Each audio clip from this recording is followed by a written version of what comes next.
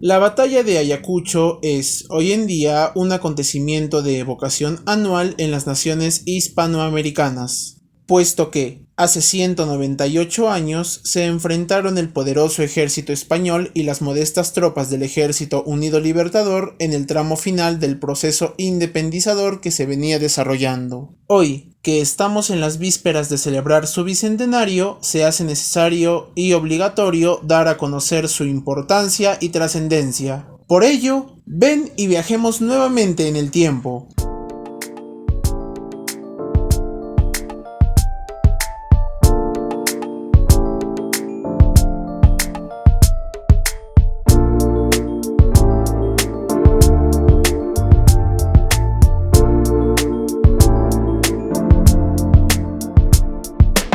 El venezolano Simón Bolívar se instaló en Perú en medio de un caos político-militar y, de inmediato, recibió poderes absolutos con el título de dictador.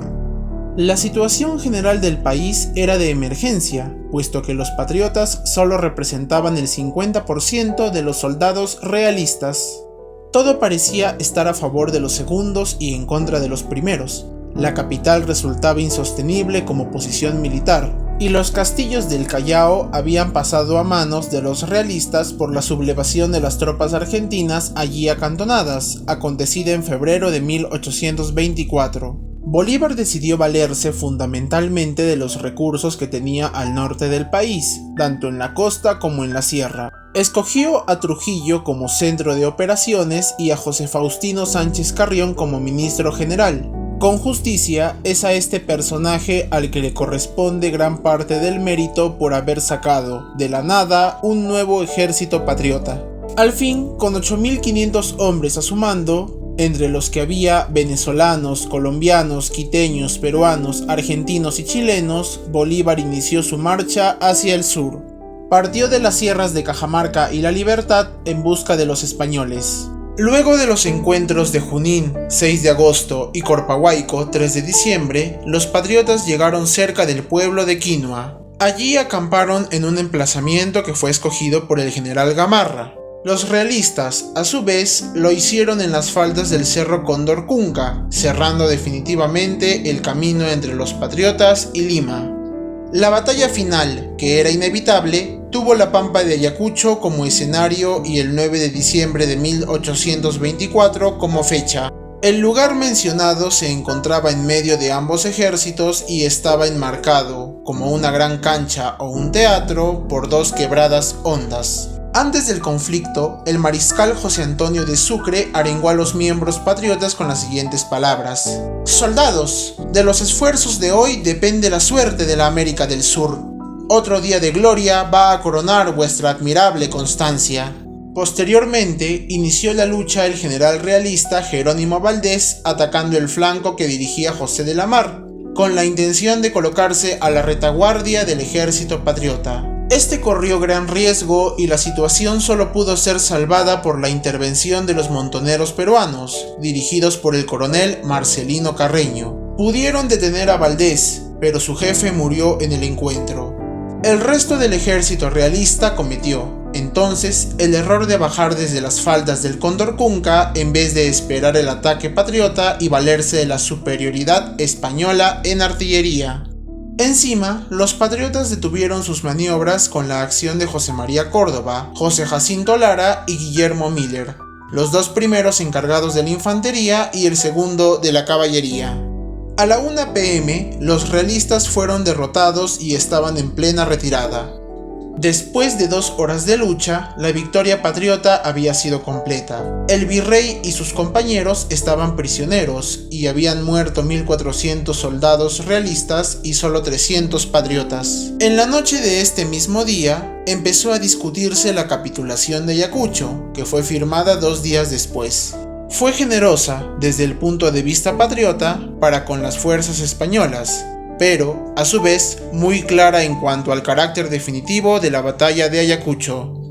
Sus puntos importantes son: reconocimiento pleno de la independencia de Perú, obligación por parte de los realistas de rendirse y entregar todas sus plazas en los territorios peruano y alto peruano, respeto por el lado patriota a los presos realistas y obligación de pagarles el viaje de regreso a España, respeto a las propiedades españolas en Perú, reconocimiento por parte del Estado independiente de las deudas contraídas por el gobierno realista en el territorio que había administrado. Así, cumpliéndose lo estipulado anteriormente, las guarniciones que se ubicaban en Arequipa, Puno y Cusco se rindieron y reconocieron la autoridad patriota. Pero hubo dos excepciones: Pedro Antonio de Olañeta en el Alto Perú y José Ramón Rodil en Callao.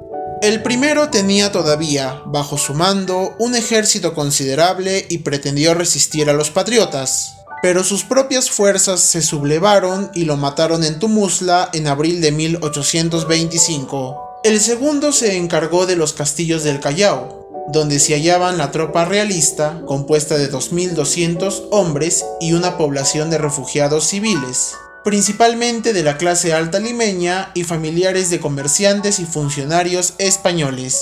No aceptó la capitulación y sostuvo el asedio patriota, pero tras quedarse solamente con 400 defensores de los más de 2.000 iniciales, gracias al hambre y a enfermedades, rindió los fuertes. Después de la jornada de Ayacucho, Simón Bolívar fue recibido como rey o emperador, más que como el jefe de una revolución democrática en todas las poblaciones peruanas. Incluso había quienes creían o fingían creer que era un enviado de la providencia, y que, sin él, el destino histórico de Perú hubiese quedado trunco. Por otra parte, el Congreso peruano prorrogó las facultades dictatoriales de Bolívar y le concedió 2 millones de pesos como reconocimiento público. Una mitad de dicha cantidad era para los oficiales y soldados y la otra para él mismo. A Sucre se le concedió 200.000 pesos, en pago de los cuales le otorgaron en propiedad una hacienda de Chancay que había sido de los jesuitas. La batalla de Ayacucho contiene actos y ritos caracterizados por la primacía de la caballerosidad y del trato cortés entre los combatientes. Con ella, los españoles perdieron la colonia más importante de su reino, Perú. Se selló toda la independencia de América del Sur y constituye la libertad, la confraternidad continental y el símbolo de la peruanidad. ¡Que vivan Ayacucho y América, lugares con valentía!